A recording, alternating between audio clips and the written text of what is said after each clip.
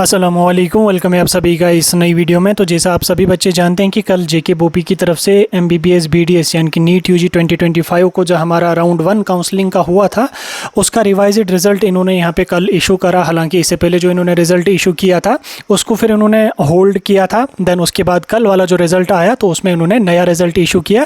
लेकिन पुराने रिज़ल्ट और कल वाले रिज़ल्ट में अगर हम देखेंगे उसमें काफ़ी वेरिएशन हमें देखने को मिल रहा है। पुराने रिज़ल्ट में काफ़ी सारे ऐसे स्टूडेंट थे जिनको एमबीबीएस में जब वो सीट मिली थी, लेकिन कल वाले रिजल्ट में जब हमने देखा तो उनको सीट नहीं मिली थी, या किसी बच्चे को जो है वो अगर उसको मिली भी थी तो उसको यहाँ पे बीडीएस में मिली थी, यानी कि जो बच्चे बॉर्डर लाइन पे आ रहे थे। अब ये मुझे समझ नहीं आया कि जेके बोपी का इसमें क्या ग्लिच था। पहले अगर इन्होंने बच्चों को सीट दी, देन उसके बाद इन्होंने बोला कि हमें रिजल्ट में कुछ ग्लिच आ गया, फिर रिवाइज्ड रिजल्ट को इशू करा, तो ऐसी चीज़ें होनी नहीं चाहिए। बहरहाल हो गई। अब आपका जो रिवाइज्ड रिजल्ट है जेके बोपी ने कल उसको इशू करा है, आपको मैं दिखाने की भी कोशिश करूँगा यहाँ पे। वैसे आप लोगों ने देखा भी होगा, आपका जो रिवाइज्ड रिजल्ट है उसको यहाँ पे इन्होंने इशू करा, आप लोगों ने देखा भी होगा। तो अब यहाँ पे देखो काफ़ी सारे बच्चों को कल सीट मिली होगी और काफ़ी सारे बच्चे होंगे जिनको कल सीट नहीं भी मिली होगी। अब इसमें आपको घबराने की ज़रूरत नहीं है, इसमें आपको टेंशन लेने की कोई भी ज़रूरत नहीं है। देखो जिन बच्चों को सीट मिली, सबसे पहले उन सभी बच्चों को हमारी तरफ से कांग्रेचुलेशंस, आपने जो मेहनत करा उसका फल आपको मिल गया। और जिन बच्चों को यहाँ पे जो वो सीट कल वाले राउंड में नहीं मिली या जिन बच्चों को सीट ना मिल पाई, तो वो बच्चे भी टेंशन ना लें, वो बच्चे भी जो वो डीमोटिवेट ना हो जाएं। ये चीज़ें होती रहती हैं ज़िंदगी में, जो वो उतार चढ़ाव चलता रहता है, तो इसमें ज़्यादा घबराने की ज़रूरत नहीं होती है, इसमें ज़्यादा डीमोटिवेट होने की ज़रूरत नहीं होती है।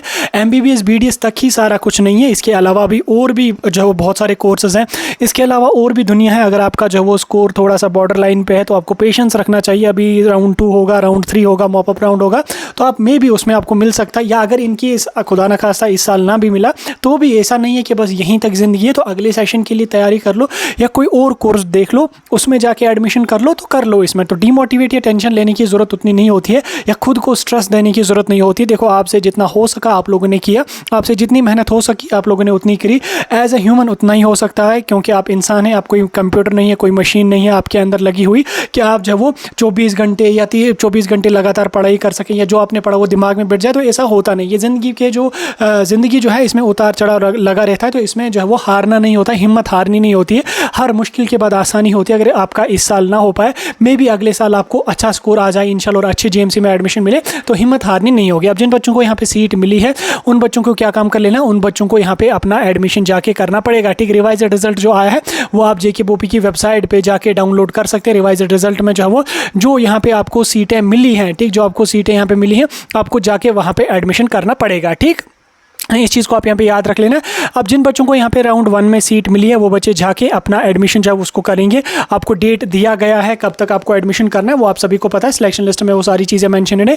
अब उसके बाद बात आ जाती है आपकी डॉक्यूमेंट्स की। देखो डॉक्यूमेंट्स में क्या क्या डॉक्यूमेंट आपको लगते हैं वो डिपेंड करता है आपको किस कॉलेज में एडमिशन है। इसमें 10-12 का मार्क्स कार्ड यूजुअली मांगा जाता है, आपका प्रोविजनल डिस्चार्ज सर्टिफिकेट मांगा जाता है, डोमिसाइल सर्टिफिकेट मांगा जाता है, और उसके बाद आपका करेक्टर सर्टिफिकेट जो आपकी जो है स्कूल से मिलती है, आपकी हायर सेकेंडरी से मिलती है, वो मांगी जाती है। उसके अलावा 1-2 एफिडेविट्स आपको मांगे जाते हैं एंटी रैगिंग के रूल्स रेगुलेशंस का। वो जो भी एफिडेविट्स वगैरह होंगे वो आप लोग जब वो नियरेस्ट कोर्ट विजिट करके अपने एफिडेविट जो बना सकते हैं। आप नियरेस्ट कोर्ट चले जाइए, 100-150 रुपये ऑनलाइन वाले एडवोकेट वहाँ पे ले लेगा और आपको एफिडेविट बना के दे देगा, और अपना एडमिशन का जो प्रोसेस है उसको कंप्लीट कर लो। अब डॉक्यूमेंट्स कौन कौन से आपको लगेंगे उसके लिए आपके अलॉटेड जो कॉलेज है या तो आप वहाँ पर कॉन्टैक्ट कर लो, या उनकी जो ऑफिशियल वेबसाइट है वहाँ पर जाओ, वहाँ पर आपको लिस्ट मिलेगी, फ़ी का मिलेगा, बाकी चीज़ें मिलेंगी, तो वो सारी आप अकॉर्डिंगली वहाँ पर देख सकते हैं। एफिडेविट बनाना पड़ा तो आप जो है वो नियरेस्ट कोर्ट जाके उसको बना सकते हैं। अब जिन बच्चों को यहाँ पर सीट मिली है, अगर आप में से कोई बच्चा ऐसा है जिसको कॉलेज और कोर्स पसंद नहीं है, वो मतलब उसको जम्मू का कॉलेज मिला या कोई लो लेवल का कॉलेज मिला है, वो चाहता है कि मुझे अच्छा कॉलेज मिले, तो उस बीच आप एडमिशन कर लो उस कॉलेज में जाके। सेकेंड राउंड आपका कुछ ही दिन के बाद होगा, और सेकेंड राउंड में जाके आप लोग अपनी सीट अपग्रेड के लिए अप्लाई करना। वहाँ पे आपको सिंपली अपनी प्रेफरेंसेस ही इंडिकेट करनी पड़ेंगे, तो फिर आपका सेकेंड राउंड में अगर कट ऑफ डिक्रीज चला गया तो आपकी सीट अपग्रेड होगी, पुराने कॉलेज से आपको डॉक्यूमेंट्स और फी वगैरह वापस कर दी जाएगी। तो वो चीज़ें आप लोग यहाँ पे कर सकते हैं। बाकी अभी आपका दूसरा राउंड काउंसलिंग का होगा, उसके बाद तीसरा राउंड काउंसलिंग का होगा। अभी 2 से 3 राउंड काउंसलिंग के और भी हो सकते हैं जिनमें कट ऑफ और थोड़ा डिक्रीज जाने के चांसेस यहाँ पे रहेंगे।